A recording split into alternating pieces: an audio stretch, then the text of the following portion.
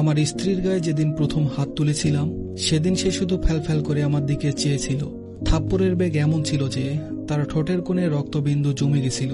নিঃশব্দে চোখ থেকে পানি ঝরছিল, তার কোনো প্রতিবাদ সে করেনি। আমি কিন্তু তার চোখের পানি দেখে গলে যায়নি, বরং আরো কঠোর হয়েছিলাম। তারপর থেকে দেখলাম আমার সমস্ত কাজকর্ম বেশ গুছিয়ে করত, কোনো কাজে আর ঝামেলা ছিল না। তখন বুঝেছিলাম নারীজাতকে মাথায় নয় পায়ের তলায় রাখতে হয়। বেশি আলগা দরদ দেখালে বিগড়ে যায় এরা, তাই তাকে কন্ট্রোল রাখার জন্য পান থেকে চুন খসলেই মারতাম। একসময় দেখলাম আমার স্ত্রী আর আগের মতো চঞ্চল নেই, প্রয়োজন ছাড়া কথা বলে না, কোনো আবেগ আর দেখি না, যা বলি বিনা বাক্যে করে দেয়। মাঝে মধ্যে মনে হতো যেন একটা রোবট নিয়ে ঘর করছি। ওর হাসি মাখা মুখটা ভুলে গেছিলাম। এক রাতে দেখি স্ত্রী পাশে নেই। আমি মনে করেছিলাম হয়তো ওয়াশরুমে গেছে, কিন্তু অনেক সময় পার হওয়ার পরেও আসছে না দেখে নিজে উঠে গিয়ে দেখি সে ওয়াশরুমে নেই। বাইরে বারান্দায় জায়নামাজ বিছিয়ে নামাজ পড়ছে। তখন বাজে 3:25। হয়তো তাহাজ্জুদের নামাজ পড়ছে। খানিকক্ষণ আড়াল থেকে দেখলাম মোনাজাতের সময় সেজদা হয়ে ফুপিয়ে ফুপিয়ে কান্নার আওয়াজ শুনতে পেলাম। তার কান্না কখনোই আমার অন্তর অব্দি পৌঁছায়নি। আগে অল্প কিছু হলেই ফ্যাস ফ্যাস করে কেঁদে ফেলতো, বড্ড বিরক্ত লাগতো। কিন্তু এই নামাজে কান্না দেখে কেমন যেন অন্তরে ভয় ঢুকে গেল। এই কান্না আমাকে হিম করে দিল। পাজরে যেন কেউ আঘাত করছে তেমন কষ্ট হচ্ছিল।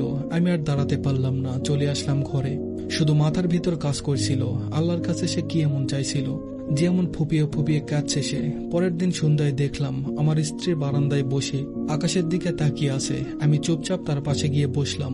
আমাকে বসা দেখে সে উঠে চলে যেতে নিল। আমি তাকে বলি, কোথায় যাচ্ছ? সে ভীতু চোখে বলল, এই সময় তো চা খাও, আমি এখন চা করে আনছি। বললাম, আমার চা লাগবে না এখন, তুমি আমার পাশে বসো একটু। আমার কথায় সে কিছুক্ষণ বোকার মতো চেয়ে রইল, তারপর বাধ্য মেয়ের মতো আমার পাশে খানিকটা দূরত্ব বজায় রেখে বসে পড়ল। আমি ওর দিকে তাকিয়ে নরম সুরে বললাম, তোমার কি কোনো অভিযোগ আছে আমার প্রতি? এমন প্রশ্ন করাতে সে আমার চোখের দিকে তাকিয়ে থাকলো কিছুক্ষণ। হয়তো বুঝতে চেষ্টা করছিল কেন এমন প্রশ্ন করেছি হঠাৎ। অন্যদিকে তাকিয়ে সে শান্ত স্বরে বলল, অভিযোগ আমার আর কোনো মানুষের কাছে বলি না। যা অভিযোগ তা সব আল্লাহর কাছে পেশ করি, কারণ কিছু ঠিক করে দেওয়ার হলে তিনিই করবেন, আর না ঠিক করার হলে বদলে দিবেন। সবকিছু তার হাতেই, তাই কারোর প্রতি আমার অভিযোগ, রাগ, ক্ষোভ কিছুই নেই।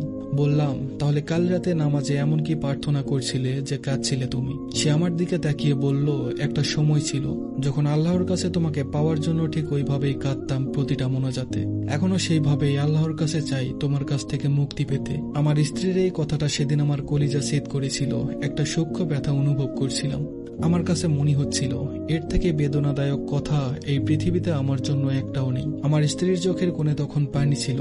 আমি বুঝেছিলাম নারীকে কঠোর হয়ে কখনো আয়ত্তে রাখা যায় না।